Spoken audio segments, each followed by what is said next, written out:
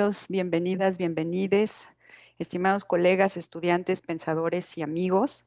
Es un honor darles la bienvenida a este segundo encuentro de Paz y Filosofía, organizado por la Maestría en Filosofía Contemporánea Aplicada, la Facultad de Filosofía, la Licenciatura de Filosofía de la UAC, también en colaboración con la Cátedra UNESCO, Derechos Humanos y Cultura de Paz del TEC de Monterrey y la Universidad de Guadalajara a través del Departamento de Filosofía.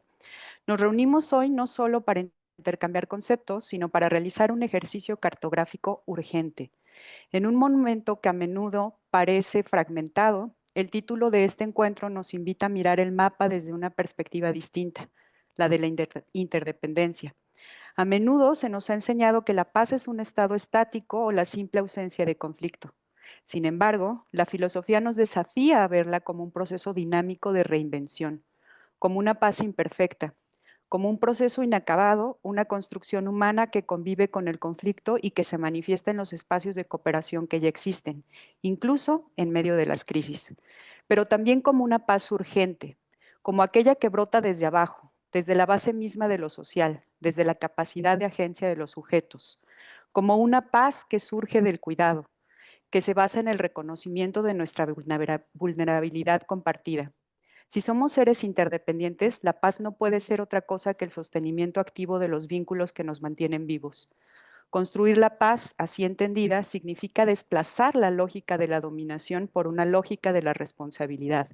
Es una paz que se practica en la atención al otro, en la sostenibilidad ecológica y en la gestión de los conflictos a través de la escucha y la reparación. Este encuentro es una invitación a cartografiar esos esfuerzos. A lo largo de estas jornadas, les propongo que miremos el mundo no como un campo de batalla, sino como un tejido de interdependencias donde nuestra mayor fortaleza reside, paradójicamente, en el reconocimiento de nuestra propia fragilidad. Bienvenidos a este diálogo. Que estas palabras y reflexiones nos ayuden a seguir inventando y reinventando la paz que nuestro mundo necesita. Para dar inicio formal a estas jornadas de reflexión y diálogo, contamos con la presencia de un académico comprometido con la apertura de estos espacios críticos y propositivos. Es un honor presentarles al doctor Salvador Arellano, director de la Facultad de Filosofía de la Universidad Autónoma de Querétaro, cuya labor ha sido fundamental para consolidar a nuestra facultad como un referente en la reflexión ética y social. Cedo la palabra al doctor Salvador Arellano para que nos comparta un mensaje inaugural y realice la declaratoria oficial de apertura de este segundo encuentro de paz y filosofía. Doctor, por favor. Muchísimas gracias por la referencia, gracias a los profesores invitados, investigadores, por supuesto, y sobre todo a nuestros estudiantes. Hoy por hoy, todo el mundo lo sabe, todo el mundo lo ignora y todo el mundo parece ser que es algo totalmente superficial, pero que es, la verdad, muy, muy preocupante. Y ya no estamos hablando de una situación de crisis, sino de un escenario de multicrisis en donde uno de los grandes ejes vectores de la sociedad moderna, de la sociedad contemporánea, que al menos habíamos considerado que era uno de los grandes referentes desde 1945, de la época de la posguerra y el establecimiento de lo que se había denominado como esta cooperación internacional de carácter multilateralista, pues ha venido abajo, ha venido siendo demolida de manera silenciosa, pero no por ello menos efectiva, y que en la actualidad esta multicrisis agravada por falta de referentes de carácter y de consensos internacionales y que se ven reflejados sobre todo por una crisis de valores y sobre todo el cuestionamiento de valores liberales, de la paz, de los derechos humanos, de los actores, de la soberanía, de la dignidad humana, pues ha puesto justamente en jaque y además ha puesto de manera urgente la necesidad de reflexionar sobre estos temas, derivado de una, pues, no sé si llamarlo una parálisis, una miopía, un cáncer geopolítico, en donde incluso esa gran asociación denominada como Naciones Unidas ha sido tan desprestigiada, tan inoperativa, que ha permitido justamente el desplazamiento de esos grandes acuerdos internacionales, de evitar los genocidios, de evitar la proliferación del uso de las armas de destrucción masiva, y que hoy por hoy, lejos de que el mundo vaya hacia un mundo en donde se apueste por la paz, por la dignidad y por una armonía con la participación de todos los actores, hoy parece verse cada vez más legitimada los ultranacionalismos, los proteccionismos, la deslegitimidad en las crisis globales, en el negacionismo del medio ambiente y sobre todo por el vituperio cínico, desvergonzado de estar asesinando, de estar realizando genocidios a la luz de todos y de todas sin la menor preocupación o sin la menor vergüenza. De ahí la urgencia, la necesidad de este tipo de encuentros, que no son de encuentros menores, no es un encuentro que se derive solamente de una institución, de una área o de alguna persona, sino que justamente el centro, el vector de reflexión, de responsabilidad, en donde quienes nos educamos y estamos y participamos en instituciones dedicadas a la educación y la investigación, es justamente la fortaleza. Celebro bastante este segundo encuentro de paz y filosofía. Espero y sé y soy sabedor de que tendremos un inicio de grandes resultados y de reflexiones y de participación conjunta. Agradezco mucho a la Universidad de Guadalajara, a mis amigos, a mis colegas, que siempre me da gusto escuchar y ver y sentir su pensamiento, aunque por este medio virtual, que es de las cosas positivas que nos dejó la pandemia. Y sin más preámbulo, agradeciendo nuevamente la participación de todas y de todos, declaro inaugurado el día de hoy, 21 de abril, siendo las 10:13 de la mañana, ese segundo encuentro de paz y filosofía. Que la dignidad, la recuperación y la reflexión seria y crítica sobre los derechos humanos internacionales y sobre el valor de las personas y de las naciones rindan y sean siempre un foco y una luz y una meta de esperanza que no perdamos en ningún momento. Muchísimas gracias y felicidades a todos. Muchísimas gracias, doctor. Pues ahora daremos inicio a nuestra conferencia inaugural, que será impartida por la doctora García González. La conferencia se titula Reivindicaciones y demandas éticas para edificar la paz en tramas de violencias atroces. La doctora García González es doctora en filosofía por la Universidad Nacional Autónoma de México, la UNAM, y su rigor intelectual la ha llevado a alcanzar el nivel más alto en el sistema científico mexicano. Es investigadora nacional emérita por este sistema de la CECITI, es profesora investigadora emérita también en la Escuela de Humanidades y Educación del Tecnológico de Monterrey y actualmente es coordinadora de la Cátedra UNESCO sobre Ética, Cultura de Paz y Derechos Humanos. También es profesora del Colegio de Filosofía de la Facultad de Filosofía y Letras y del posgrado en Filosofía de la UNAM. Más allá de las aulas, la doctora Dora Elvira ha sido una pieza clave en el fortalecimiento de las humanidades dentro de instituciones tradicionalmente tecnológicas y ha ocupado cargos directivos de gran relevancia en este enfoque. En este ámbito. Su enfoque no se limita a la teoría, busca que la filosofía sea una herramienta viva para entender y sanar el tejido social en tiempos de crisis. Es autora y coordinadora de numerosos libros y artículos especializados a nivel nacional e internacional. Entre sus obras más destacadas está, por ejemplo, La vulnerabilidad, la alteridad y los desafíos de la democracia contemporánea, convirtiéndose en referentes obligados para estudios de la ética aplicada y la paz. Y las publicaciones más recientes son dos textos, uno es Paces agudas y miradas urgentes, que acaba de salir publicado el año pasado y está en proceso de publicación también el Diccionario de Paz por siglo XXI. Doctora Dora Elvira, es verdaderamente un honor tenerla con nosotros, inaugurando este segundo encuentro de paz y filosofía, cartografías de la vulnerabilidad, perdón, de la interdependencia y que además es un ejercicio que hemos realizado de manera conjunta desde el año pasado. Sin más preámbulo, doctora, le agradezco su presencia y le cedo el uso del micrófono.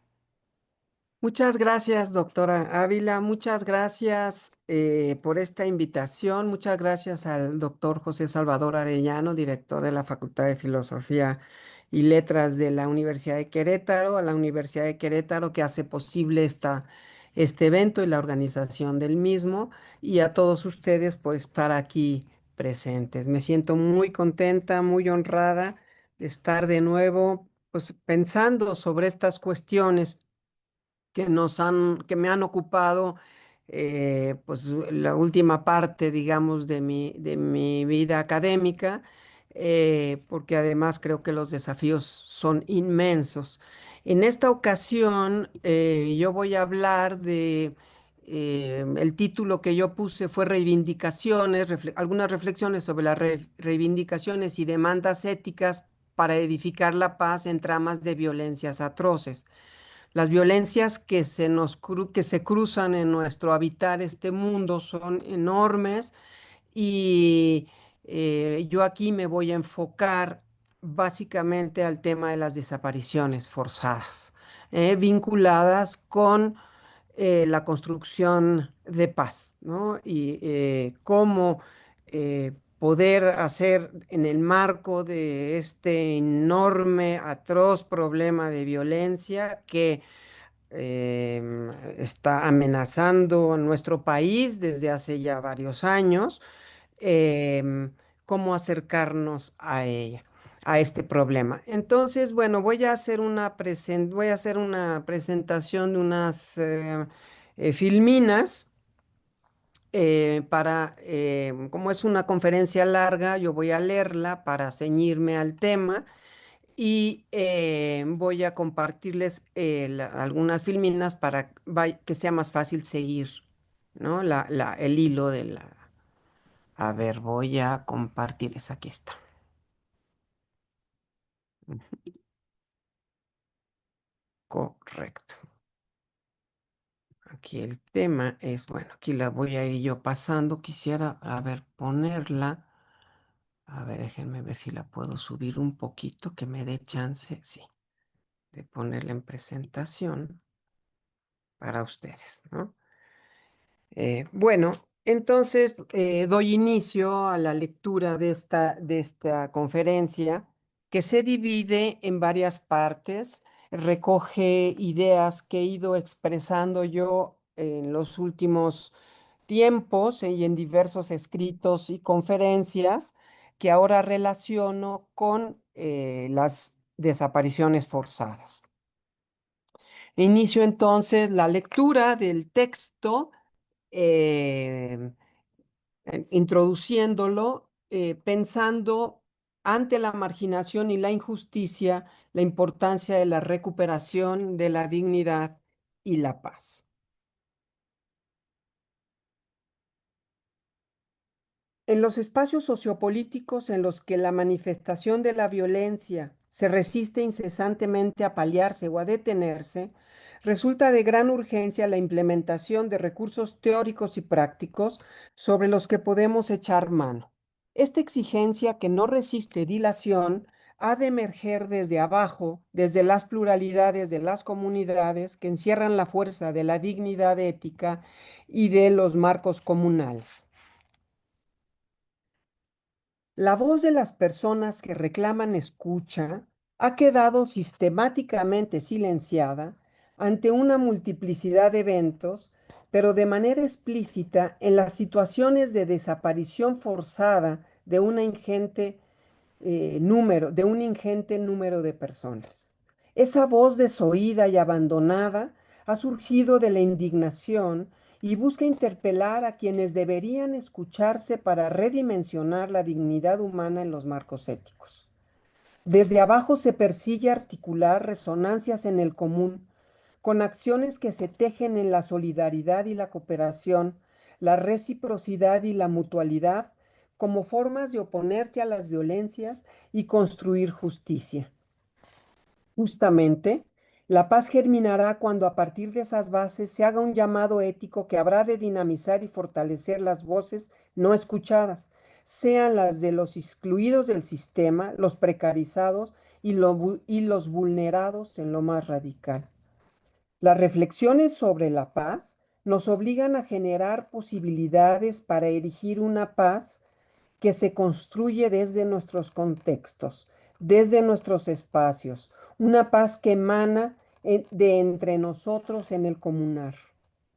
Esa paz surgente, como la he nombrado, ha de aparecer en los espacios en los que muchas personas han estado tan hondamente marginados y enclavados en situaciones de injusticia multívoca y permanente. Es posible señalar como declaratoria fundacional de lo urgente, además de ser una metodología, que directa e indirectamente, aunque no de manera explícita, ha sido utilizada por autores como Hannah Arendt, Giorgio Agamben, Theodor Adorno, René Girard y Adriana Cabarero, entre muchos otros, y provee un recurso central para erigir el concepto de paz surgente en tanto insumo teórico central a lo que ya se ha hecho sobre este tema, evidenciando que la construcción de paz mana desde el constructo comunal. Me parece que la propuesta es efectiva y así se ha podido apreciar en grupos de resistencia que han alzado la voz porque, como señala Bell Hooks, resistir es mantener la esperanza.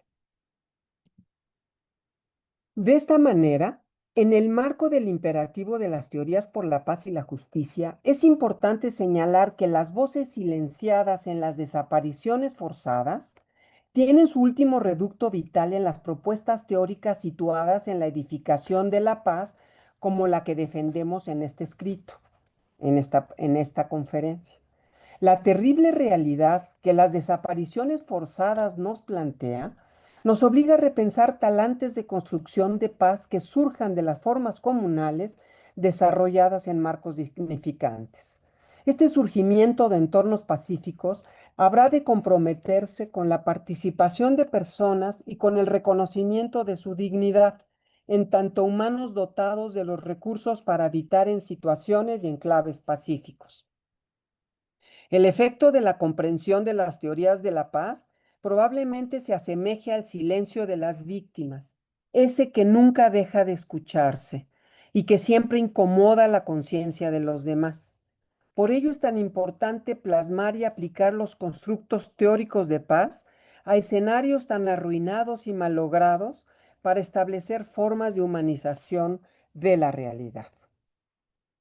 El conjunto de reflexiones que se presentan en este espacio busca un abordaje desde los marcos teóricos galtungianos de Johann Galtung, el fundador de los estudios de paz, para desde y con ellos potenciar las posibilidades de superación y trascendencia de estas violencias que se dan en el fenómeno criminal de las desapariciones forzadas.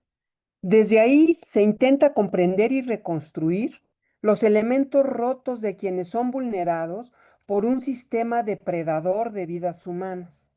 Así que se pretende reivindicar la dignidad desde premisas de carácter ético, para erigir los constructos tan necesarios y así dar lugar a situaciones pacíficas en una atmósfera de injusticia. La cultura de paz emerge como una necesidad apremiante. No solo implica la ausencia de la guerra, sino que busca crear un entorno en el que la paz, la justicia y la cooperación sean los pilares de la convivencia humana. La base del concepto es la idea de que la paz no es simplemente la ausencia de conflicto, sino un estado positivo en el cual se promueve la justicia, la igualdad, el respeto mutuo y la cooperación, tal cual lo señaló Johann Galtung en sus obras cuando planteó, por ejemplo, la paz positiva. Así, siguiendo los derroteros teóricos del pensador noruego y apoyándonos en otros discursos, tanto de los estudios de paz como de la filosofía política, como son los de Arendt, Cabarero, Membe, Agamben y otros pensadores y pensadoras, planteo la importancia de la paz urgente que emana desde nosotros mismos y nuestra consideración mutua en tanto incluyente, plural, participativa y concertada, con esos con esos miramientos se posibilite la afirmación de la paz. Defendemos siempre los espacios del etos y de la acción humana para desde ahí evitar el sufrimiento social y comprometer el reconocimiento de dicha dignidad de la que venimos hablando, así como de los derechos. Esto ha de sostener y dar impulso a la intervención en las deliberaciones y en la toma de decisiones, en circunstancias en las que se entreven incertidumbres futuras que debemos desafiar y desde ahí establecer situaciones pacíficas. Un abordaje imprescindible, rememorar una incansable y larga trayectoria de construcción de paz. Al deliberar sobre el destino social, económico, político, tecnológico y cultural de nuestro mundo común, las reflexiones filosóficas quedan como improntas y asimismo se constituyen como plataforma en la que los discursos públicos versan sobre preocupaciones compartidas con un carácter imperioso. En ellas se incluyen las desigualdades, la diversidad cultural y de género, la sostenibilidad, la justicia, los derechos y las transformaciones políticas. En estos marcos se plantean diversas preocupaciones filosóficas con la pretensión de integrar la reflexión teórica en la realidad de nuestro tiempo y de abordar sus principales preocupaciones éticas, sociales, políticas, religiosas y espirituales. Pero todas estas ideas emanan de la realidad vivida que marca los itinerarios que se habrán de abordar desde las vivencias para dar lugar a nuevas formas de pensar y con ello a la posibilidad de la emergencia de lo nuevo, como diría Hannah Arendt, del nacimiento. Es en el espacio compartido en donde aparece la política, que se constituye como espacio de aparición y en el que se fraguan las intersubjetividades plurales mediante los discursos y la acción, siguiendo a Hannah Arendt. Ahí es donde se viabiliza la presencia de lo común. Con ello se posibilita, diríamos nosotros, la surgencia de la paz y la creación de nuevos mundos. Ante una de las realidades más terribles que se viven hoy en países como México, con las desapariciones forzadas, es posible considerar que tres factores incitan tales desapariciones: la migración forzada, el crimen organizado y los conflictos políticos internos. Sin embargo, entre estos, el crimen organizado suele estar detrás de dichas desapariciones, sobre todo en las rutas migratorias y en casos de denunciantes de los expolios territoriales. Puede darse el caso que estas desapariciones estén relacionadas también con represiones políticas, y son muchas las evidencias de las acciones delincuenciales y por ello se advierte, como dice la ONU, con todo y su desprestigio, bueno, sigue siendo un ámbito regulador, ¿no? De las pretensiones nobles de construir un mundo mejor y más pacífico. Así dice la ONU. En muchos países, las organizaciones criminales operan en contubernio con la aquiescencia del Estado, porque las estructuras estatales se han visto penetradas y afectadas por la actuación de la delincuencia organizada. Así lo apunta Juan Pablo Albán, relator del Comité contra la Desaparición Forzada de la Oficina de Naciones Unidas. Así lo señaló en el 2024. Según ONU Noticias, en México, cito, ante los más de 100,000 desaparecidos, la ONU insta al gobierno a combatir la impunidad. Eso lo señaló en 2022. Se señala que el Comité contra la Desaparición Forzada de la ONU y el Grupo de Trabajo sobre Desapariciones Forzadas o Involuntarias llamaron a las autoridades mexicanas a esforzarse por poner fin a esta situación. Cito a la ONU Noticias. Más del 97%, señala, de desapariciones cuya fecha se conoce sucedieron a partir de diciembre de 2006. Esto lo señaló en 2022 igual. Mientras que de 1965 a 1990, durante la Guerra Sucia, las desapariciones tenían motivaciones políticas principalmente. Después de 2006, las desapariciones se dieron en el contexto de la guerra contra el narcotráfico y el crimen organizado. Las desapariciones se deben a la impunidad también y a la falta de justicia. En México, en 2025, 121.651 personas desaparecieron y no fueron localizadas. Recordemos que estas cifras siempre son cifras que no son exactas porque hay muchas cifras negras que no conocemos. ¿Eh? Em, Más de 72.000 cuerpos aparecieron sin identificar desde 2006, según el último informe del Comité contra la Desaparición Forzada. La tendencia de 2025 señala que el fenómeno sigue en aumento, con un incremento del 12% en el último reporte del año, tras aumentos previos de 6.3% en 2024 y 7.3% en 2023. Así, pese a algunos avances, las desapariciones siguen siendo un problema generalizado en el país y la impunidad es casi absoluta. La ONU ha reconocido el papel que desempeñan las familias de los desaparecidos en la organización y la propuesta de soluciones en el logro de avances. En las consideraciones del Grupo de la ONU, las medidas que deberán tomarse por parte de las autoridades mexicanas deberán ir en la dirección correcta al proceder a la aprobación de la Ley General de Desapariciones. Asimismo, se ha señalado que preocupa la ausencia de una política nacional contra las desapariciones. En México, la cifra llega a 128.064 desaparecidos en 24-25. Las cifras oficiales siempre son desbordadas, como acabo de señalar, por las cifras negras, que no se registran o simplemente no se denuncian. En estos números se suman las desapariciones de activistas ambientales que han estado en la defensa de los territorios en México, como dice Fraquia en su artículo sobre desapariciones, así como las ocurridas como intento de control ilegal por parte de la policía en sectores marginados y en las rutas migratorias, sobre todo en el tránsito hacia los Estados Unidos. La guerra sobreviene a las acciones de inconformidad ante los designios gubernamentales abusivos o del crimen organizado y se presenta como una amenaza para la vida mediante la desaparición. No es posible olvidar que el Estado ha de dar protección a los habitantes vivos, sin dejar de preocuparse y de ver la importancia de los muertos, como diría Butler.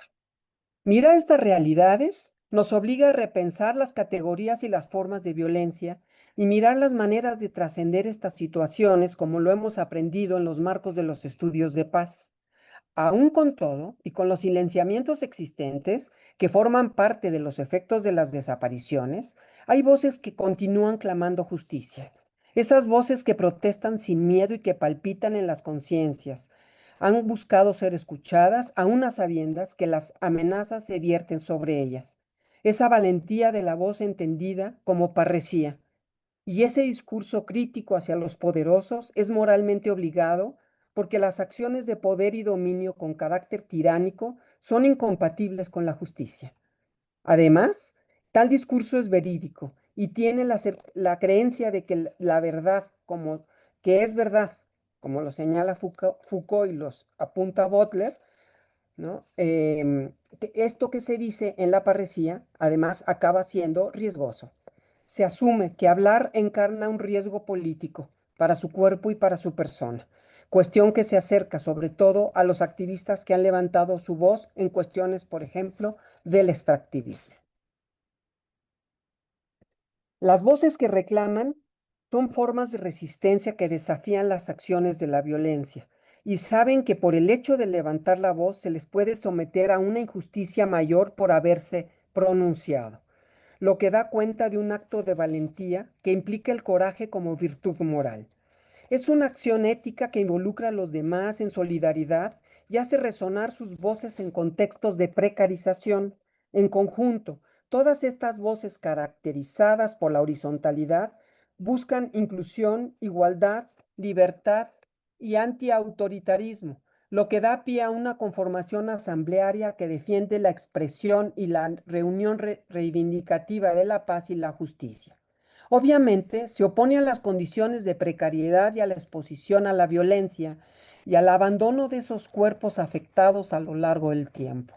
En este tenor, esta paz vista como urgente es reivindicativa de lo que se pretende lograr en una lógica relacional que anhela alcanzar las características recién señaladas en redes emergentes, fruto de acciones de resistencia y denuncia que germinan en los espacios de aparición. Estos espacios se cancelan y lo que emerge son las situaciones de desaparición. Hannah Arendt diría, se cancela lo político. Lo que es ostensible son los cuerpos de los desaparecidos o el vacío de esos cuerpos como cuerpos que importan, de modo que ello constituye una forma de mirar horizontes hacia una vida vivible, como diría Judith Butler. La defensa de la paz implica la defensa de los elementos básicos de lo humano. Esta en su talante ético apela a esta dignidad inviolable que hace que sus apuestas permanezcan indeleblemente en los discursos por la paz. Hoy es un deber moral recordar su recorrido vital y académico, sobre todo considerando los elementos que sustentan esta propuesta y constituyen el carácter ético. Buscar situaciones de no violencia y de paz desde propuestas teórico-prácticas impulsa algunas reflexiones que hoy día nos obligan a mirar y escuchar ante los eventos de violencia como este que estoy señalando y que se nos presentan irrecusablemente. Hoy en día hay tareas pendientes y reconocerlas posibilita la aparición de situaciones pacíficas. Dar voz a todos y a todas las participantes de la comunidad y extender esa voz a través de su discurso podría de alguna manera paliar la violencia que recae sobre quienes están en los márgenes. Por ello resulta medular repensar esa voz acallada y vaciada que representa asimismo violencia, pero que busca sortear las desapariciones de los seres queridos. Es la voz de los familiares que reclaman a sus parientes, exigiendo justicia, un clamor que apela a las violencias estructurales para desde ahí emprender proyectos de construcción de paz. Con ello, la exigencia de abordar esta cuestión es una cuestión urgente y así evitar la espiral de la violencia. Paso la tercera parte. Desapariciones forzadas, vulnerabilidad y resistencia. Las reflexiones que se hacen sobre cuestiones como son las desapariciones forzadas se llevan a cabo post hoc, siempre a destiempo y en un proceso que hace que sus vidas sean no vivibles. Y ante esto se hace el silencio. Se dejan de pronunciar consignas y la ausencia prevalece. Esas desapariciones implican la muerte, en la que el significado se rompe y enmudece toda lengua. Y lo que sigue es la indignación, que existe justicia. En nuestro país, las desapariciones han sido una forma de discrecionalidad para contener acciones y actividades de protesta, sea contra el régimen, que se han pensado como delictivas.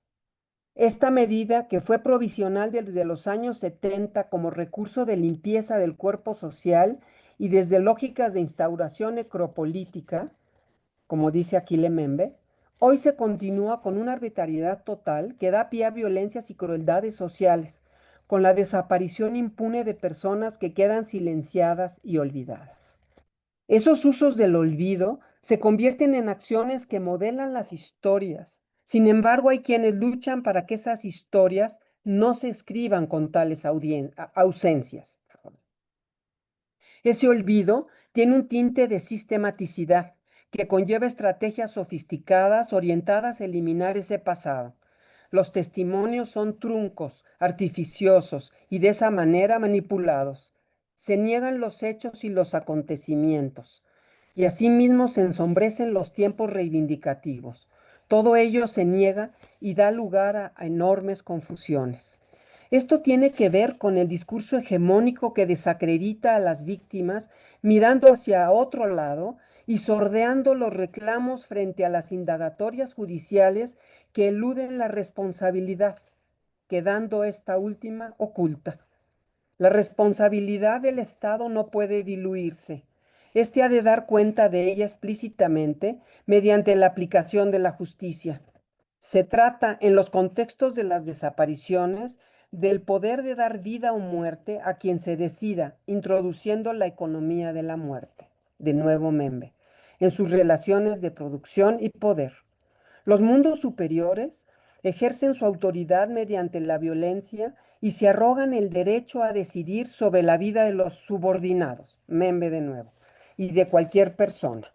La política hace hoy del asesinato de un enemigo su objetivo primero y absoluto, con el pretexto de la guerra, de la resistencia o de la lucha contra el terror, siguiendo a Membe. Así, el espacio público afirmado como lugar de aparición, diría Arendt, y donde se presenta la resistencia civil, se erige también como espacio de desaparición forzada, trastocándose y destruyendo su fuerza política, pero también destruyendo de manera criminal lo humano. Ser visto y ser oído implica un riesgo inmenso al enfrentarse a los gobiernos y a los grupos del crimen organizado. Con ello se cancela cualquier posibilidad de la creación de lo político. De este modo, las desapariciones forzadas de personas se manifiestan en esas zonas de visibilidad por la adhesión a grupos cuya excepcionalidad los sitúa en un topos de la imposibilidad, siguiendo a Martínez y Díez. Son espacios en los que se despliega el horror. Se ha erosionado el espacio de las relaciones políticas, apareciendo las pedagogías de la crueldad expuestas por un poder de dominio casi absoluto, basado en la violencia y convirtiendo ese espacio de construcción de libertades y planificación común, lugar de cohesión y construcción, en un sitio agreste y amenazante debido a la violencia sistemática. Ese sitio devastado ahora evidencia el lugar de la dominación, del disciplinamiento y la crueldad, para que después se instale ahí el olvido. Se instituye la negación de todo lo humanamente digno, que se consuma en un lugar donde la nuda vida surge, siguiendo a Gamben.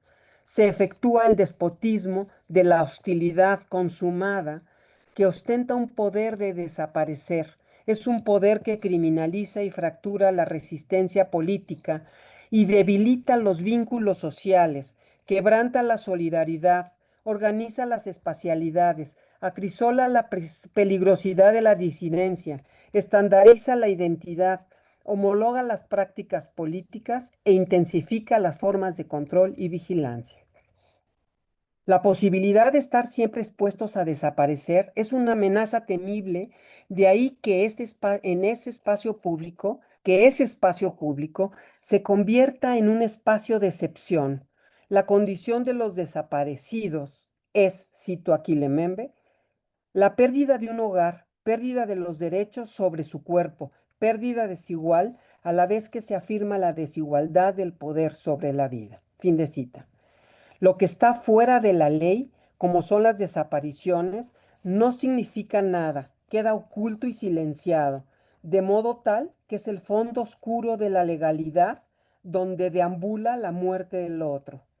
Casos y ejemplos abundan, como lo hemos apuntado antes, cuando el significado biopolítico del estado de excepción se constituye como estructura original en el que el derecho incluye en sí al viviente por medio de su propia suspensión, como diría Giorgio Agamben. La estructura de la excepción hace que lo que es excluido se mantenga como en suspensión, mostrándose la forma de la soberanía en tanto concepto borde o límite jurídico. Esta posición de la soberanía como bando, en tanto inclusión excluyente, bando y abandono, une la zoe o vida biológica y la bios o vida desarrollada con el poder soberano.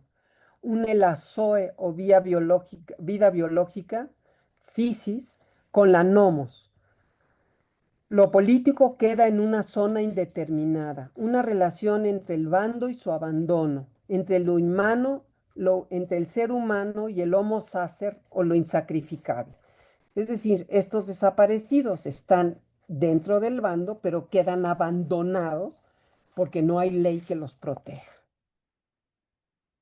No se muestra la agencia porque está devastada por el dominio, lo que aniquila cualquier posibilidad de acción dignificante. Todo esto nos indica que las violencias y la crueldad testimonian las condiciones de vulnerabilidad y precariedad, pero además la radical precarización de las personas hasta volverlas desechos, como diría Zygmunt Bauman, en vidas desperdiciadas. De esta manera, todas esas expresiones de dominio y de la violencia muestran las situaciones de los inermes, los que no tienen defensa, diría Cabarero. Es claro que estas formas de precarización dan pie al aumento de la impotencia y del desgaste de las diversas formas de resistencia, porque ante un poder absoluto, es decir, el poder de desaparecer, cualquier resistencia se cancela y se disipa. Con ello, las coordenadas de la resistencia terminan por desmantelarse ante un Estado poderoso y ante entidades de violencia sistemática. Sobre el estado de excepción decide el soberano, en el que la nuda vida, en una situación normal, se engarza en las formas de vida social y sobre esa nuda vida se sustenta el poder político a través del biopoder. Es importante señalar que la revictimización de los desaparecidos se acompaña del señalamiento constante de los vínculos delictivos. Como puede deducirse, son formas estratégicas de fragmentar y dividir a las organizaciones de los buscadores y generar el desprecio de la sociedad. Los grupos de buscadores son miembros de las familias de los desaparecidos, quienes ante la insuficiencia del Estado asumen sus funciones y así rastrean a los suyos. Esto lo hacen tanto de manera individual como colectiva, buscando el paradero de estos parientes. El trabajo de los buscadores ha descubierto decenas de fosas clandestinas, así como la complicidad de las autoridades en estos procesos de desaparición de personas.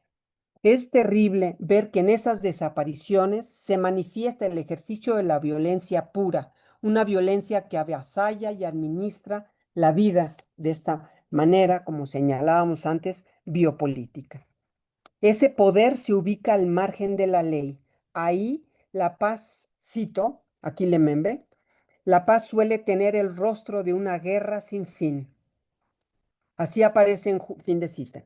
Así aparecen juntas violencia y soberanía, esta última con un carácter vertical, de modo tal, de nuevo cito a Membe, que si el poder depende siempre de un estrecho control sobre los cuerpos, las nuevas tecnologías de destrucción no se ven tan afectadas por el hecho de inscribir los cuerpos en el interior de aparatos disciplinarios como por inscribirlos, llegado el momento, en el orden de la economía máxima, representado hoy por la masacre.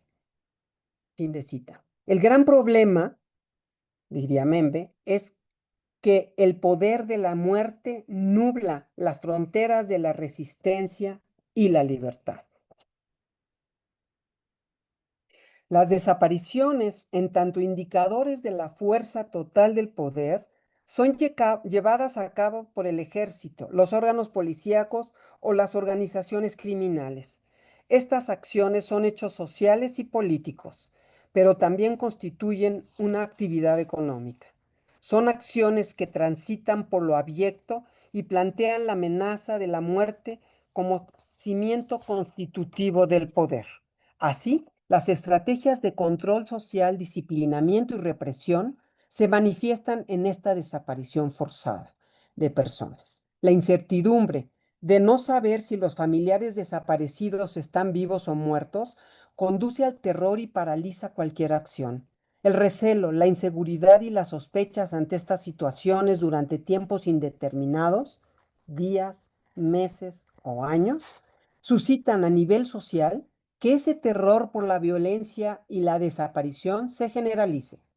Con ello, la población amenazada guardará silencio y no protestará, y en muchas ocasiones optará por desplazarse a otros sitios, De ese modo se generan los movimientos migratorios internos forzados que buscan ubicarse en lugares donde puedan vivir en paz. La racionalidad que persiste y se ha sentado en las sociedades inmoviliza las zozobras que surgen ante el infortunio de la desaparición de personas. Con ello, los ámbitos de comunalidad y convivencia se convierten en situaciones que palian la sublevación, la persiguen y la vigilan para asimilarla a un orden colectivo conectado y controlado por el terror. Las violencias documentadas expresan narrativas que producen en la población un hábito de vivir la inseguridad. Y así las emociones se condensan e inmovilizan en los discursos y en las formas de acción que no se revelan, pero tampoco se sublevan.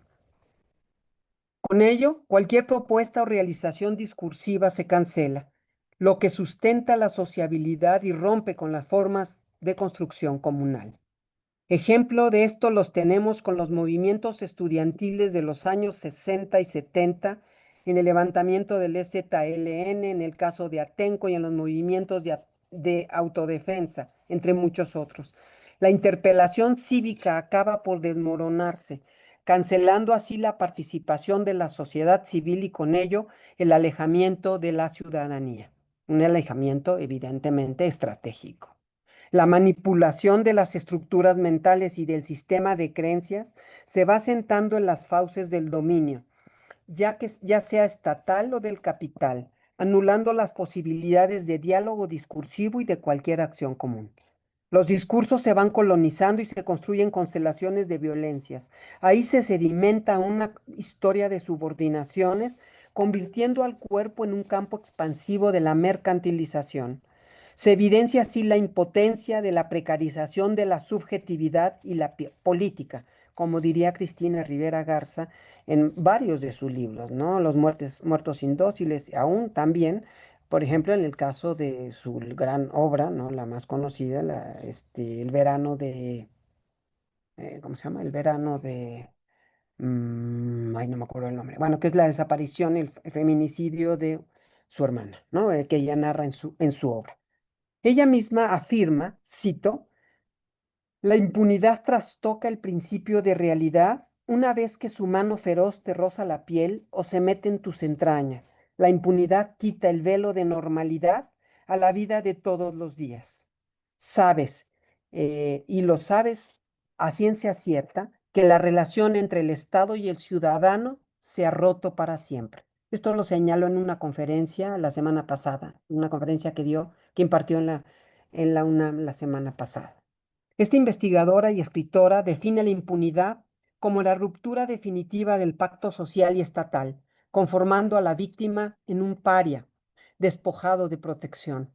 Describe cómo la inacción institucional destruye la normalidad cotidiana y evidencia la indiferencia estatal ante los ilícitos, sean desapariciones o feminicidios o la trata, etc. Ya no hay más derecho a tener derechos, diría Hannah Arendt en su libro de Orígenes del Totalitarismo. Frente a la minimización del aparato estatal y la deconstrucción de la ciudadanía, características además del neoliberalismo, las subjetividades se extinguen en tanto se impide o se acota la imposibilidad de participación común, dado que ante el horror, las demandas y las prácticas cívicas se vuelven insuficientes y vanas frente a la exigencia de justicia. Las situaciones de excepción se expresan en la carencia de un sistema incapaz de ofrecer condiciones de cuidado a sus miembros.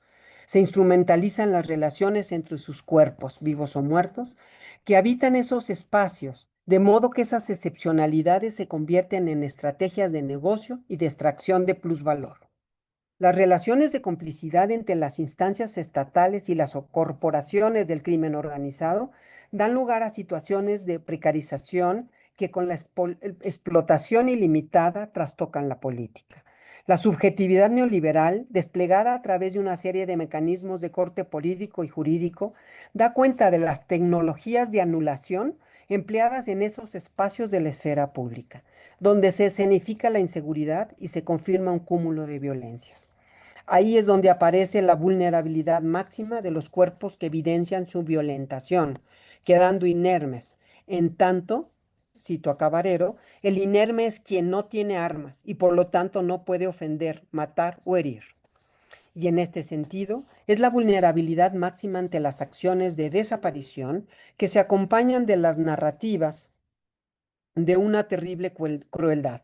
Los cuerpos sufrientes, en tanto flujos mercantiles, se reflejan como territorios expuestos a la violencia desnuda, a los proyectos de subjetivación, de sujeción social y de servidumbre. El crimen organizado se ha constituido como un actor político importante al proveer, divisas extranjeras, empleo y bienestar económico, y también contribuye, al enriquecimiento de los actores políticos. Con la flexibilización del Estado y la preeminencia de la dimensión económica, los cuerpos desaparecidos evidencian la arbitrariedad soberana y la discrecionalidad del aniquilamiento, del borramiento de los sujetos y de la pretensión de erradicar la alteridad. La impunidad prevalente apoya estos procesos en los que se decide sobre la vida y la muerte, como lo han apuntado Achille Mbembe y Giorgio Agamben, y lo hemos señalado aquí antes. De modo que con las desapariciones se busca dar lugar a la aceptación del discurso normalizante en los marcos de una verdad prescrita. De ahí que el desprecio de los sistemas a cualquier diferencia evidencie estas desapariciones y las estructuras de la muerte. Los desaparecidos y sus cuerpos son la otredad radical, la de los enemigos. Por ello su desaparición es normalizada y su voz, que debería ser escuchada, es en cambio reprimida. Esta inclusión de lo biológico en lo político se manifiesta en el hombre viviente que posee lenguaje, pero que se le arranca. Agamben apunta parafraseando al Estagirita, cito, que el hombre como viviente que posee lenguaje busca la articulación entre foné y logos, fin de cita, entre la voz y la razón, suprimiendo y conservando en él la propia voz de la misma forma que habita en la polis, dejando que en ella se quede apartada su propia nuda vida, ¿no? Que está a la deriva y que es sacrificable, como dice Giorgio Agamben. La vida está sujeta al poder soberano de muerte, dado que el soberano puede de manera impune dar muerte y con ello su acción está incluida y excluida de las leyes humanas, ya que el homo sacer, el sacrificable, los desaparecidos, estos cuerpos, ¿no? Se les puede matar violentamente. La vida desnuda es el fin del poder soberano y su contribución es la producción de un cuerpo biopolítico. La gran tarea pendiente del Estado es hacer presencia en estas realidades criminales cometidas por el crimen organizado, básicamente, y detener las violencias. Esta falencia estatal da cuenta de uno de los mayores retos en la agresión contra los derechos humanos y que hoy día se ha evidenciado con fuerza y claridad. Las cifras de las desapariciones son alarmantes y es difícil saber con exactitud, dado que no hay una inversión adecuada por parte de los estados y la poquísima presencia de organismos especializados. Los números registrados son mucho menores de lo que son las víctimas reales. Concluyendo, reivindicaciones éticas y paz surgente desde la política. Ante el vaciamiento de la política, es necesario esgrimir formas que la recompongan, instaurando en sus marcos intenciones de construir acuerdos, la trascendencia de los conflictos y la concordia en su seno. Las formas que apuntalan esto exigen apertura a la pluralidad y a la diferencia, la cerrazón ante el diálogo y la sordera frente a las voces que se esgrimen en defensa de lo humano, cancelan asimismo la escucha. Además, la claudicación de la pluralidad humana con lógicas de división y atomización conduce a la cancelación de la multiplicidad y la diversidad de miradas. Esta pluralidad es fundamental en la política e implica la proximidad espacial que da pie a las interacciones físicas y a una relacionalidad concreta entre actores políticos encarnados que actúan en el espacio común. Tal relacionalidad plural implica la igualdad y dignidad ontológica de cada ser humano, la igualdad, libertad y la responsabilidad común de dar lugar y preservar los espacios políticos para la interacción. Tales espacios abren pautas para actuar concertadamente en un espacio compartido de visibilidad, donde los seres humanos se comprenden como iguales en la experiencia de la vida colaborativa. La exigencia de transformación de la realidad no resiste dilación y la construcción de concordia a manar, de nuevo lo insisto, desde abajo, a partir de las pluralidades en las comunidades que encierran la fuerza incorporada en la dignidad ética y en los entramados comunales. En ellos se constriñe la voz de las personas que hacen reclamos, pero que sistemáticamente ha quedado silenciada ante una multiplicidad de acontecimientos. Este acallamiento se ha desplegado explícitamente en las situaciones de desaparición forzada de un ingente número de personas que no pudieron defenderse y su condición de precariedad, siguiendo a Cabarero, se ha convertido en una precarización llevada a niveles insólitos de desprotección. Esos inermes enmudecidos han mostrado la peor faz de un sistema de por sí violento que se ensaña con los más desfavorecidos. Así, el marco del imperativo de las teorías de la paz y la justicia es importante en el marco del imperativo de las teorías de la paz y la justicia. Es importante señalar que las voces silenciadas en las desapariciones forzadas encuentran su último reducto vital en algunas propuestas teóricas como las que hemos esbozado en este escrito, en esta conferencia. La gramática revolucionaria que implica la justicia nos obliga a pensar en el surgimiento de esa paz que brota de manera plural, de manera concertada como poder, con Arendt. Ahí, en ese ámbito, se fomenta el espacio de la relación y de la interacción de quienes participan, generando una conciliación plural y una paz emanada en y desde ese modo comunal de articulación recíproca que si bien es apenas naciente, se forja y se suscita en el espacio de mutualidad. Se trata de una construcción que prorrumpe o surge con el apremio necesario para construir con elementos y herramientas metodológicas que permitan un abordaje pertinente y con ello abrir posibilidades para el logro de condiciones pacíficas en las sociedades en común. Esa paz surgente implica considerar las voces que claman justicia y paz.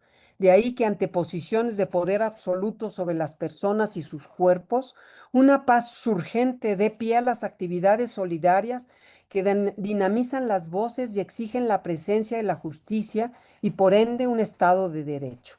La paz surge cuando hay resonancias comunes, se hacen llamados a la interpelación y a la indignación y se construyen puentes para que se concretice y esos llamados se conviertan en escucha. El enclave comunal constituido es tierra fértil para el surgimiento de esa paz. Sería como una caja de eco en la que las voces presentes llamarán, resonarán e interpelarán a las demás voces y personas. Con ello se articulan los elementos que evidencian la indignación ante las injusticias y sus resistencias, y además tejen relaciones de construcción de paz. Por ello, la apertura a la comprensión de esos otros y a su reconocimiento impulsa la interlocución y esas acciones urgentes se ubican en los espacios donde hay quienes dialogan, donde existe un entramado de participación solidaria y de concordia que intenta hacer acuerdos. Ahí sería el ámbito desde el que podrían construirse políticas públicas que abran brecha aún en medio de estadísticas oficiales en donde las metodologías utilizadas que buscan reportar víctimas encontradas o no reclamadas sean acogidas con humanidad y compasión. Con estas acciones se defienden y respaldan los reclamos que son ensordecidos por los mecanismos de legitimación de las estadísticas y que constituyen la forma de potenciar el surgimiento de la justicia, la inclusión y la paz en marcos éticos que buscan cancelar las violencias atroces. Las demandas éticas y políticas, entonces, podrán aparecer en el espacio abierto, son demandas al Estado, a la sociedad civil y a la academia, que han de responder con fuerza y con rigor, y desde ahí es que podremos decir que la paz surgente es posible.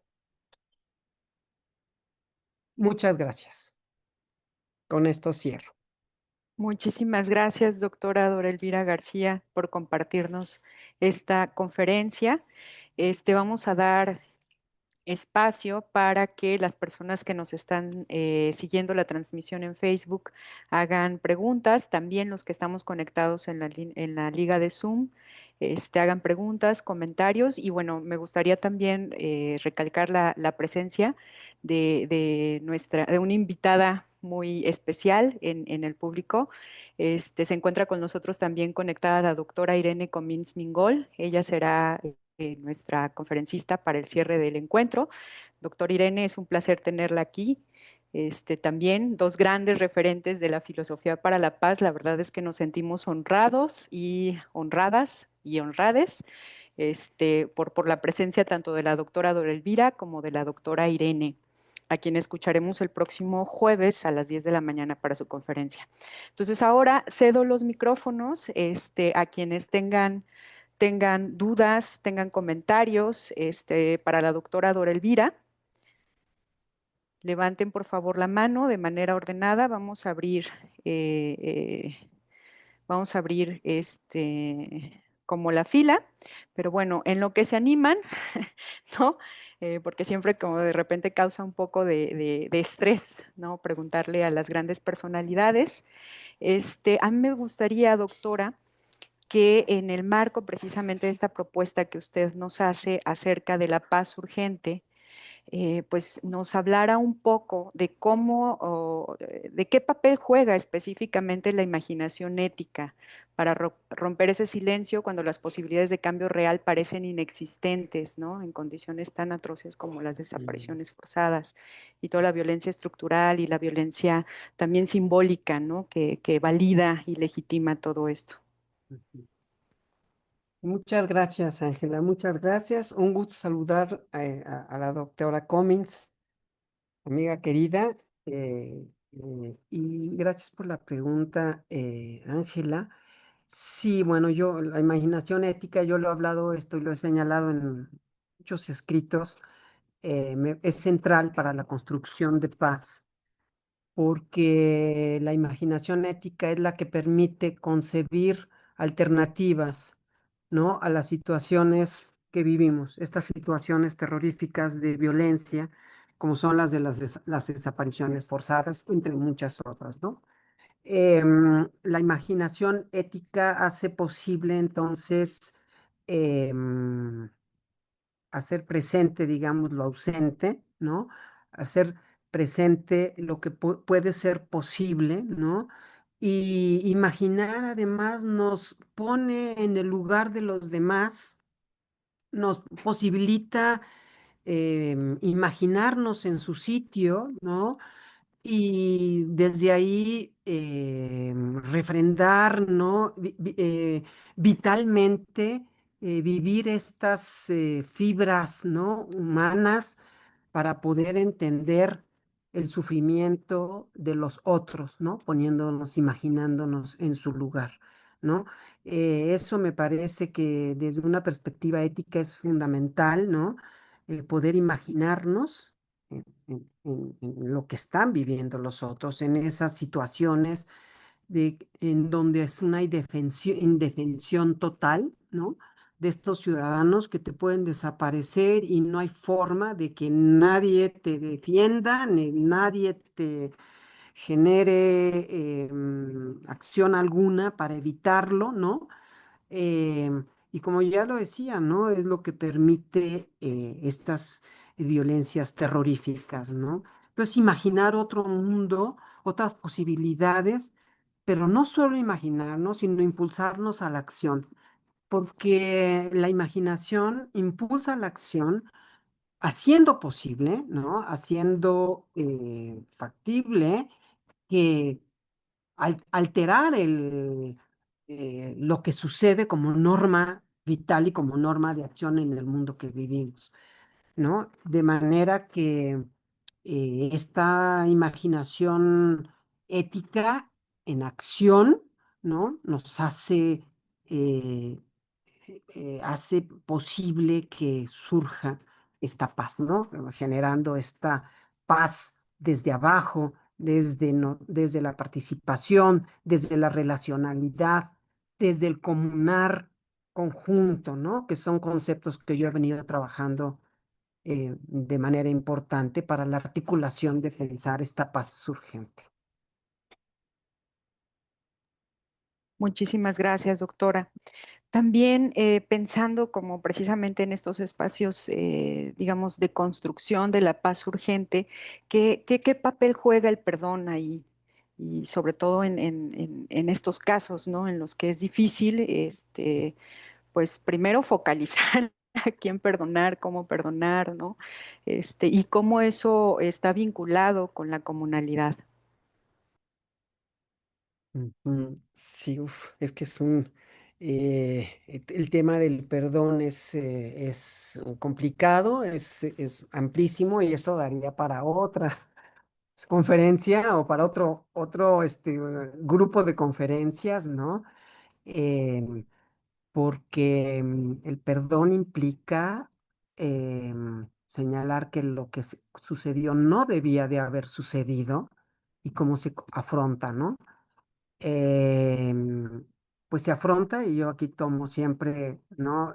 Prestado la idea de Hannah Arendt, ¿no? De la única forma que podríamos resarcir es a través de, digo, claro, hay acciones a través del derecho, ¿no? Que busca resarcir estas formas, pero yo creo que las formas activas de perdón tienen que ver con la promesa de que esto no puede volver a suceder. Es una apuesta radicalísima de construir algo mejor, ¿no? De construir algo que tiene que ser de otra forma a como la que ha venido apareciendo, ¿no? Em, Sí, claro que el derecho ahí tiene que estar presente, ¿no? Resarciendo, conformando, retejiendo las comunidades rotas, ¿no? El tema es los cómo, ¿no? Pero yo creo que una de esas maneras, y es lo que ahora en este momento pienso, digo, habría que pensarlo muchísimo más y mucho más profundamente, em, pensando en que es posible erigir situaciones mejores, situaciones pacíficas y mucho menos, y erradicar al menos estas formas tan terroríficas de violencia, ¿no? Eso es, bueno, pues me das chamba para seguir pensando. Gracias, doctora. Tenemos por ahí a Cecilia Nolasco, que levantó la mano. Adelante, Ceci. Gracias, doctora, por compartir con nosotros. Mi pregunta va encaminada a aquellos que trabajamos con adolescentes y también con espacios educativos. ¿Cuál Ujú, realmente podría ujú. ser el papel que tenemos, ¿no? Considerando que, pues bueno, estamos trabajando con adolescentes que ya tienen muy normalizados estos contextos de violencia Ujú. y cómo podríamos por ahí hacer nuestra contribución. Sí, muchas gracias por esta pregunta.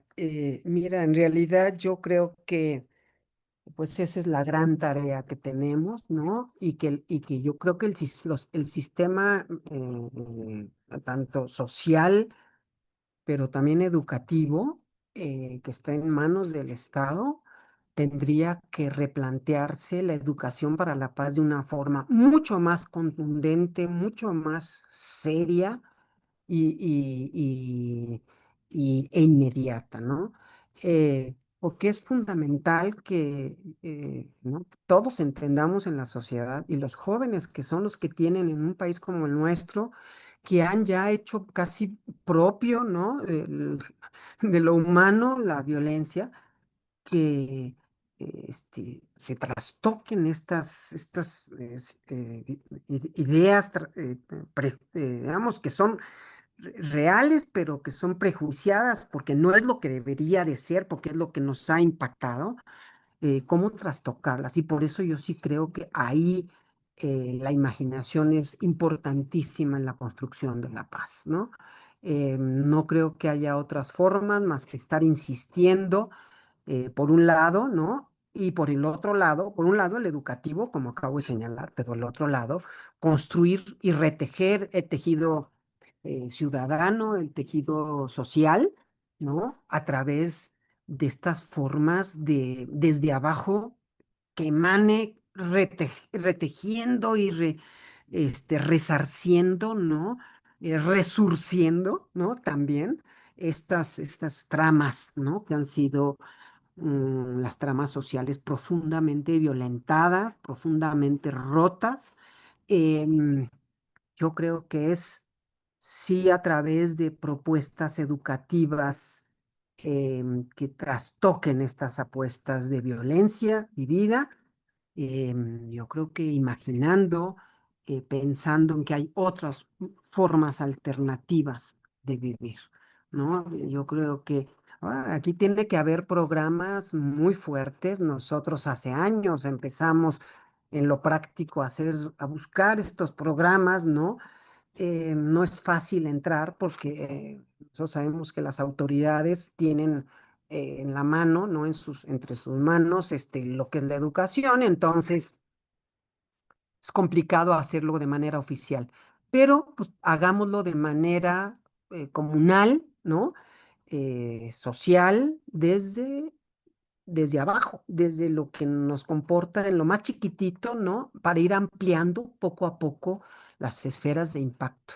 Es que no veo otra forma, ¿no? La verdad. Muchas gracias. Muchas gracias, doctora. Ahora le cedemos el uso del micrófono a la doctora Heidi Rivas, que también es un placer saludarla, Heidi. Hola, ¿qué tal? Buenos días. Buenos días, Dora, muchas gracias por la exposición. Voy a tratar de hacer la pregunta. En realidad es que traigo como muchas ideas que voy a tratar de tejer juntas, ¿no? Porque ahorita, bueno, yo lo que observaba era este camino, ¿no? Del llamamiento ético al político, ¿no? Ujú, De ujú, la paz urgente. Y bueno, yo he entendido siempre la paz urgente como esta paz que brota precisamente desde abajo, como ya lo describió, y que muchas veces ni siquiera damos cuenta de ellas, ujú, ¿no? O sea, ujú, usted lo ha comentado en otros textos, ¿no? Sobre las paces silenciosas, que no son las que ujú, necesariamente vemos o ven, por ejemplo, los constructores de paz que vienen de muchas veces del Estado o de algunas ujú, organizaciones, ¿no? Que son como movimientos verticales y horizontales distintos, ¿no? Entonces, me planteaba la pregunta de qué sucede cuando precisamente esas paces urgentes o esa paz urgente llega al nivel político, ¿no? Es jalado de manera institucional, ¿no? O sea, y se pierde de alguna manera o se vacía el concepto, ¿no? Pensaba, por ujú, ejemplo, en que con frecuencia ciertas luchas sociales, cuando se totalizan o cuando buscan precisamente al sujeto político totalizante, se pierden todas las ujú, experiencias de lo diverso, se pierde la experiencia de las bolsas múltiples, ¿no? ujú, O sea, precisamente deja de ser poder en el sentido arentiano, poder ujú, en el sentido incluso de Villoro, ¿no? Para ujú, ser poder institucionalizado, ¿no? Entonces, a raíz de esto pensaba que de qué manera pudiera enriquecerse, o más bien, si sobre en la base de las paces urgentes está también esta aproximación de la paz imperfecta. Es decir, si ella salvaría de alguna manera la posibilidad de que en el ejercicio político esta quedara como en un nivel de totalización, que sabemos que eso pues todo lo contrario a la paz, ¿verdad? ujú, No sé, bueno, ujú. creo que esa es mi pregunta. Muchas gracias, Heidi. No, Gusto gracias. saludarte. Muchas gracias por la pregunta. Sí, Gracias. yo creo que sí, estas paces silenciosas que vivimos, pues yo creo que tienen que hacerse unas paces ya no tan silenciosas. Hay que decirlas porque hay que mencionarlas y eso quizás también responda a la pregunta anterior, ¿no? entre más haya una escucha de lo que sí hay, no tanto de lo que no hay, nos va a servir para anclarnos y desde ahí poder decir, bueno, tenemos los elementos, los recursos para poder construir algo, sí, desde lo ético, desde lo humano más hondo, desde la dignidad, y también hacia lo político para poder desde ahí gestar elementos que viabilicen, garanticen, en cierta forma, a través de las leyes. Y sí, es cierto que en muchas ocasiones cuando las instancias superiores, ¿no? Cooptan los ciertos conceptos, claro, los vacían porque los usan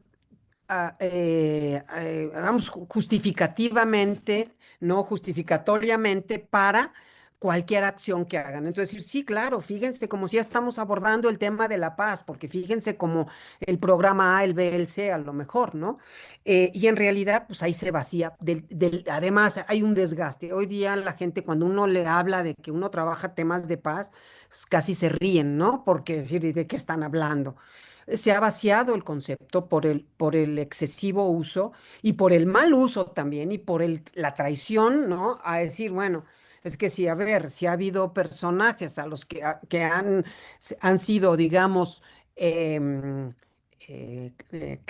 han creído que se merecían, por ejemplo, el Premio Nobel de la Paz, ¿no? Personajes o que se los han dado, uno dice, bueno, pues ¿de qué estamos hablando? Entonces acaba por pulverizarse, acaba por denostarse completamente la valía de lo que es el concepto de paz, ¿no? Y eso además de que en muchas ocasiones, claro, se institucionaliza como si tuviera que ser entonces el Estado, y entonces ya se vuelve algo duro, anquilosado, sea el que tuviera que darlo, ¿no? Yo creo, por eso sigo pensando en que bien tiene que surgir sí de abajo, ¿no?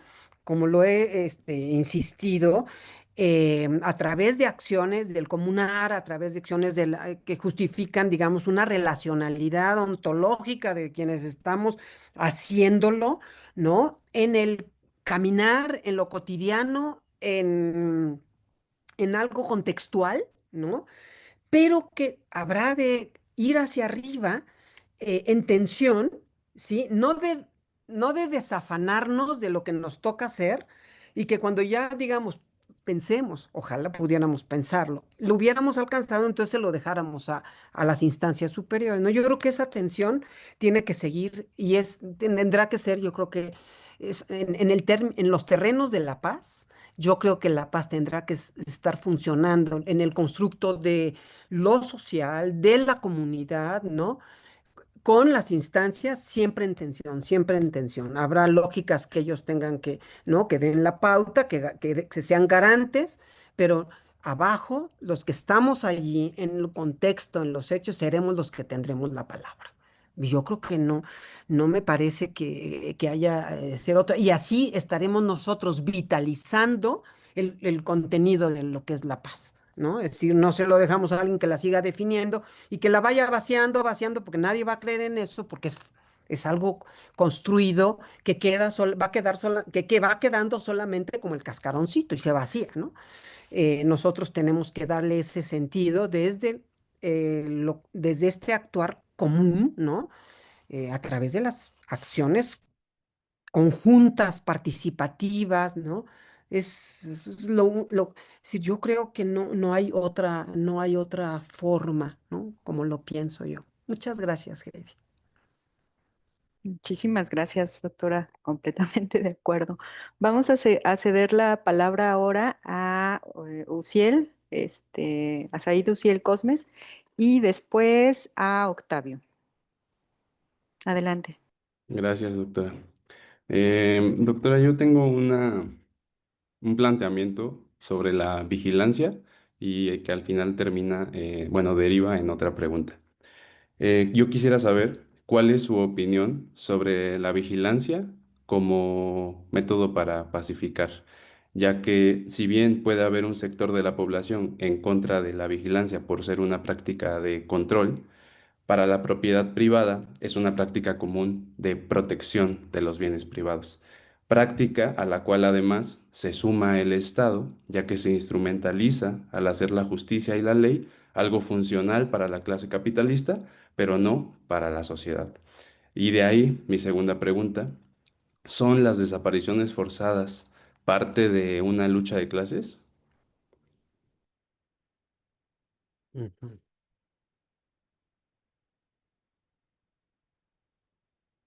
ujú. Muchas gracias, Uciel. Bueno, dos temazos también, ¿no? El tema de la sociedad de la vigilancia, ¿no? Y estas formas, efectivamente, en las que vivimos, porque nos tienen absolutamente vigilados, ¿no? ¿Qué hacemos? ¿Qué investigamos? ¿A qué horas nos subimos al coche? ¿No? O conectamos las redes de los mapas, ¿a qué horas nos conectamos en la computadora, etcétera? Sí, yo creo que creo que aquí hay que entender que el control, la securitización y la vigilancia, ¿sí? Esta vigilancia que acaba siendo como lo señalabas, ¿no? Es una forma que se da en la propiedad privada, en el ámbito privado, pero también en el público, como de muchos gobiernos hacen eso, ¿no? Una lógica de la securitización.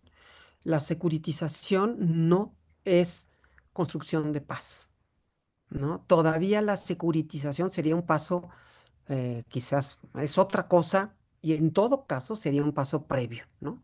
La securitización tiene que ver apenas, apenas, quizás, vamos a decirlo así, con Galtung, con la paz negativa, ¿no? No habría, y eso quién sabe, no habría violencia, supuestamente, porque te estamos vigilando por todos lados, te tenemos cooptado, ¿no? Pero eso no construye per se, ¿no? Entonces tenemos que ir más allá. Yo creo que la construcción de paz tiene que ser de otra forma, tiene que ser con la convicción de la gente que busque hacer algo en conjunto, porque además la securitización lo que hace es, está vigilando a como a entidades, a sujetos separados, ¿no? O juntos también, ¿no? Si es que es problemático y entonces que no puedan, por ejemplo, juntarse. Digo, el caso de países como, ¿cómo se llama?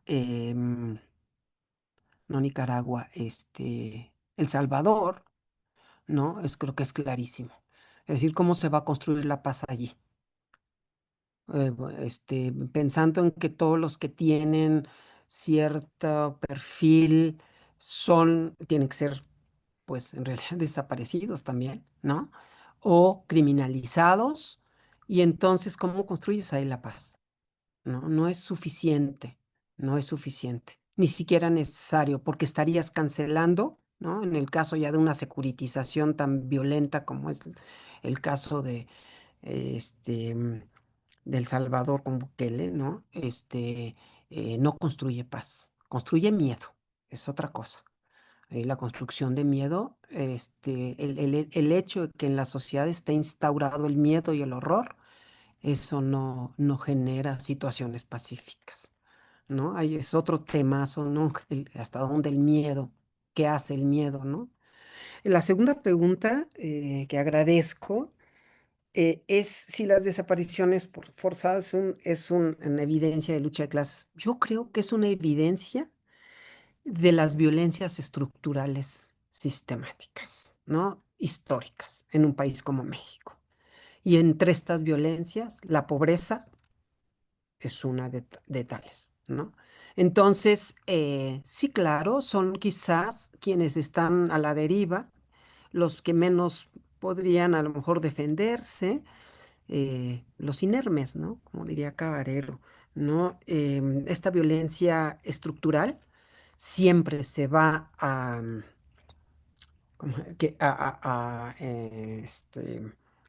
va a encarnizarse en contra de los más débiles, ciertamente.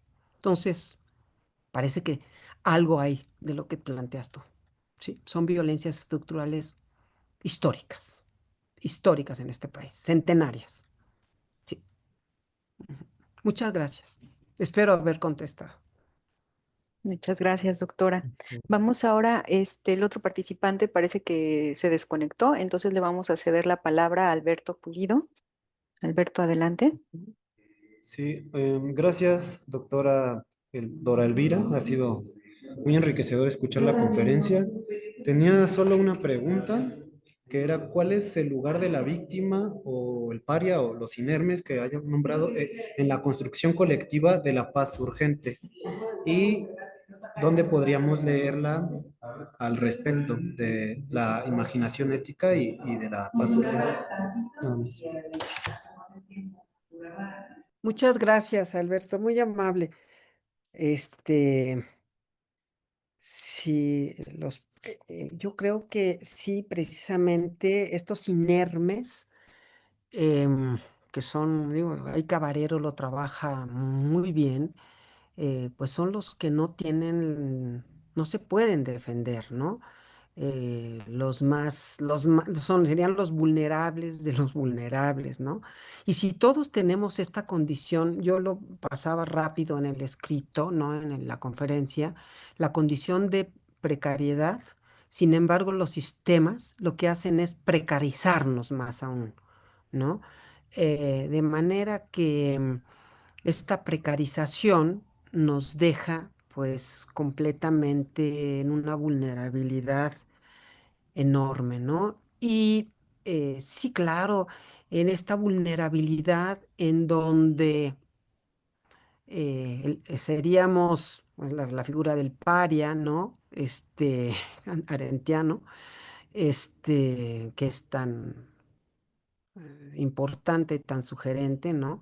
Nos vuelve a todos superfluos, nos vuelve a todos, em, como diría Gamben, matables, ¿no? Desaparecibles, sacrificables, precisamente porque estamos sin protección alguna.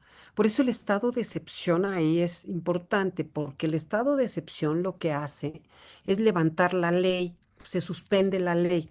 Pareciera que estamos viviendo siempre en un estado de excepción, porque parece que la ley está levantada, porque cualquier ciudadano diría, bueno, a mí me protege la ley.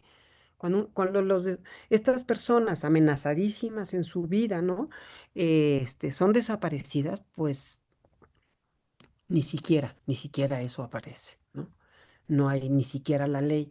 Por eso hacía yo alusión a la frase, ¿no? De Arendt del derecho a tener derechos, porque hay quienes no tienen ni siquiera ese derecho, ¿no?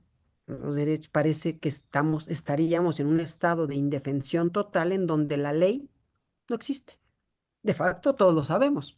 Yo creo que todos los que estamos aquí sabemos, pues sí que hay muy bonitas leyes, pero que de facto no hay justicia en nuestro país. Entonces, eso es terrorífico. Este, bueno, algunas de estas cosas las he, tengo artículos que están publicados en diversas revistas, ¿no? Y en mi último libro, que ya tiene unos años, del 20, es La paz como ideal moral, se llama así. Editorial Dickinson, ¿no? De Madrid. Este, ahí trabajo algunas de estas cosas. Ujú. Los temas ya aterrizados como desapariciones forzadas, la trata de personas, todo esto que son temas que yo he abordado en relación con la construcción de paz y la violencia, están básicamente en artículos, en revistas. Muchas gracias, Alberto. Gracias. Muchas gracias, doctora. Bueno, ahora le cedemos la palabra a Francisco Octavio López. Adelante, Francisco. Gracias, ¿se me escucha bien? Muy bien. Sí, Gracias. Bueno, doctora Elvira, un gusto escuchar su tan nutricia ponencia. No sé si me recuerdo, en algún momento coincidimos en el Centro Nacional de Derechos Humanos, hace como unos 2 años. Este, Sí, en una de sus intervenciones previas, usted mencionó que, bueno, el tema del perdón pues requiere un abordaje también, incluso un conversatorio, un Ujú, congreso por sí mismo, ¿no? Sin ujú. embargo, si pudiese profundizar un poco, le agradecería bastante, sobre todo pensando la cuestión Si bien el perdón solo puede ejercerse cuando ha cesado la violencia, ¿no? Si continúa la violencia, o la violencia directa, ese perdón no es, mm, sería enmascarar, ¿no? Incluso sería para la propia persona que supuestamente lo da no sé, un procedimiento ideologizado, ¿no? Ujú, Sin embargo, recuerdo el caso de las madres y abuelas de la Plaza de Mayo, ahora que hace unos días, bueno, que el día de ayer, Visitación de Loyola fallece, con más de 100 años de edad, que durante su lucha por la justicia, pensando también está como quizás una búsqueda de una paz imperfecta, en su búsqueda por justicia, no apelaban al perdón de los militares, pero ujú, sí a que se les hiciera un juicio justo, ¿no? También, bueno, está todo este proceso de los juicios de 1985 ujú, y bueno, serán las propias personas agraviadas si decían o no lo dan, ¿no? Pero hay quien sí, en otros casos, incluso en situaciones con menos condiciones para ejercer ujú, entramados de justicia, de ajuiciamientos, de resarcir el daño, que sí deciden dar el perdón y hay un uso político del mismo, ¿no? Político en el mejor sentido de la palabra, ¿no? De resarcir los vínculos sociales de ujú. lo público, ¿no? Entonces, si pudiese, bueno, no es una pregunta tan clara, pero si pudiese usted proferir alguna reacción al respecto, le agradecería muchísimo. Muchas gracias. Un gusto, Francisco, encontrarnos ahora por acá. Muchas gracias. Sí, bueno, hace tiempo que yo he querido trabajar el tema, abordarlo seriamente y profundamente, el tema del perdón. Y bueno, uno se va quedando en el camino con los temas, se van quedando colgados, ¿no? Se van quedando colgados. Em, pero sí, yo creo que apelar al perdón, por ejemplo, en el caso de las desapariciones forzadas, sería eh, todavía mm, no podría llevarse a cabo porque la violencia sigue. Y yo creo que además las desapariciones siguen, ¿no? Y tampoco hay un reconocimiento de nadie que se arrogue el acto, las acciones violentas, ¿no? El Estado se desafana, ¿no? Diciendo, y lo acabamos de ver hace 8 días con las declaraciones, ¿no? De nuestra presidenta, cuando hay la recomendación, viene la recomendación de ONU, ¿no? La Comisión de Desapariciones, esta recomendación de pues, atención al tema, ¿no? em, desafanándose del tema, diciendo, bueno, primero es de de otros gobiernos, o fue en unos estados acotados, o, ¿no? Aunque fuere hecho que el Estado no tuviera ningún tipo de injerencia, cosa que sabemos que no es cierto, que muchas veces esto se hace con la anuencia del Estado, el Estado tendría que ser garante, tendría que garantizar que estas acciones no se realizaran. Entonces, pues lo aceptemos o no, el Estado tiene una responsabilidad, ¿no? Tiene que dar cuenta de eso, porque son actos de violencias terroríficas que han seguido surgiendo y tienen muchos años de surgir, ¿no? De estar en la palestra pública sin que nadie tome, digamos, con la seriedad necesaria, es decir, tomar el tema como una prioridad nacional, así, ¿no? Es una prioridad nacional y en ese momento, pues, ¿quién daría, primero pedir, se podría, si ya acabaran estas situaciones, pues, ¿quién daría el perdón además? Es como otro tema. ¿Quién daría el perdón si todo el mundo se zafa? Digamos, el crimen organizado no nos va a responder, obviamente, ¿no? Todos los grupos del crimen organizado no van a dar cuenta de esto, ¿no? Y el Estado. Entonces, me parece que es un gran tema. Yo creo que aquí, yo pensar más que apelar al perdón, pensar en apelar a la justicia. ¿No? Una justicia restaurativa, una justicia que sí vaya resarciendo estos terribles daños, ¿no? Y rupturas que ha generado en la sociedad y que se han mantenido. Eso es lo más triste, ¿no? Que tiene muchos años que está presente y claro, y nadie lo ve. Y si lo ven, a veces lo ven hasta con recelo, ¿no? Porque dicen, pues algo habrán hecho.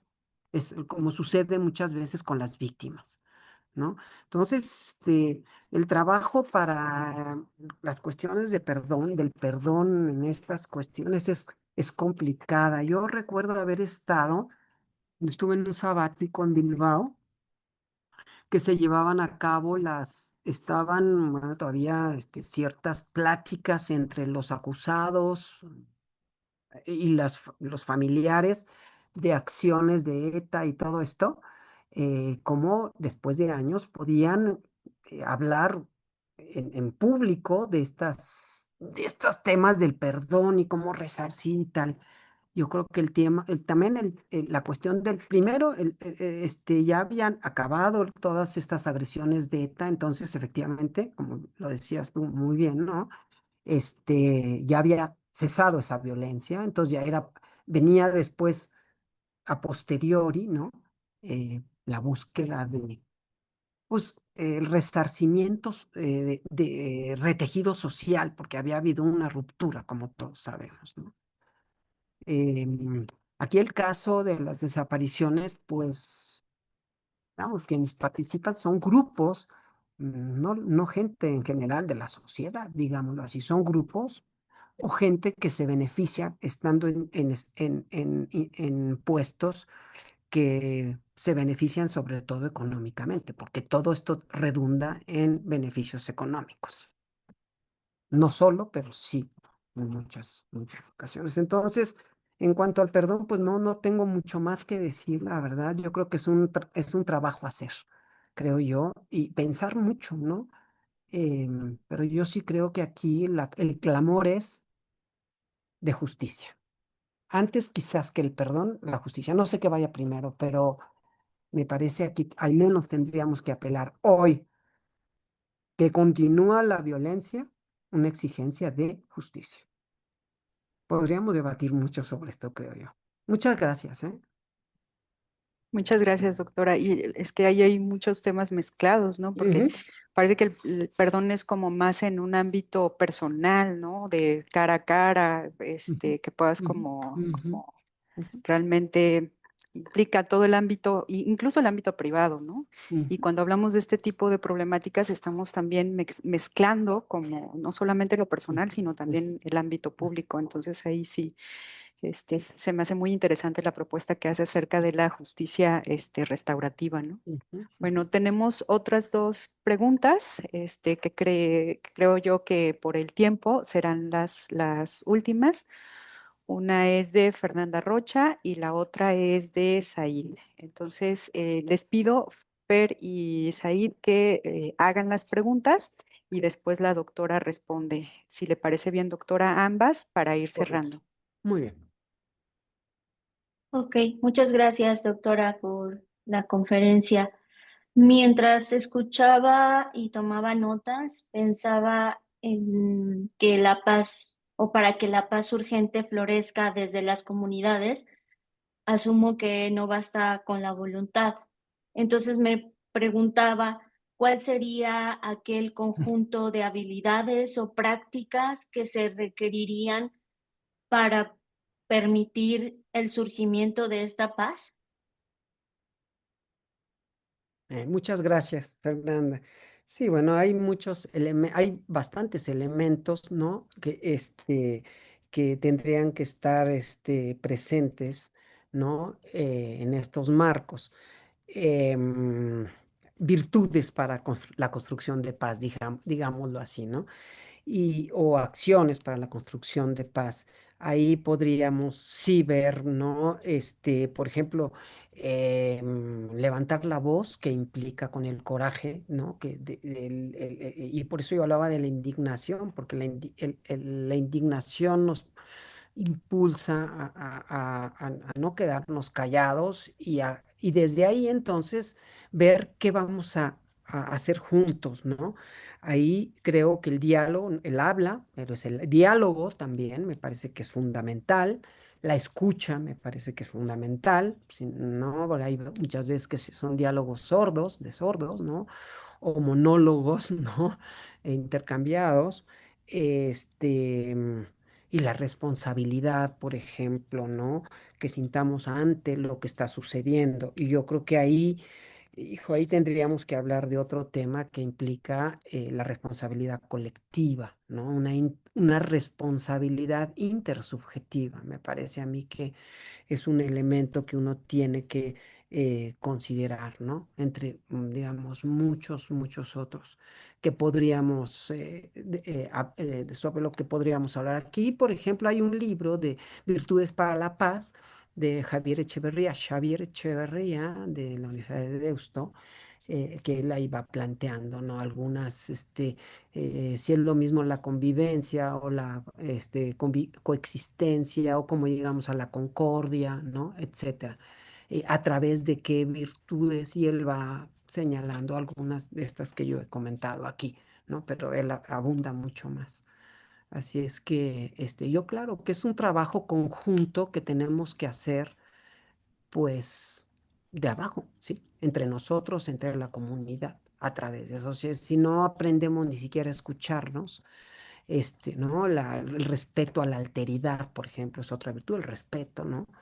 Al otro, a lo que dice el otro, ¿no? Etcétera. Son virtudes, son características que nos ayudan, ¿no? Que nos ayudan de manera importante. Ujú. Muchas gracias.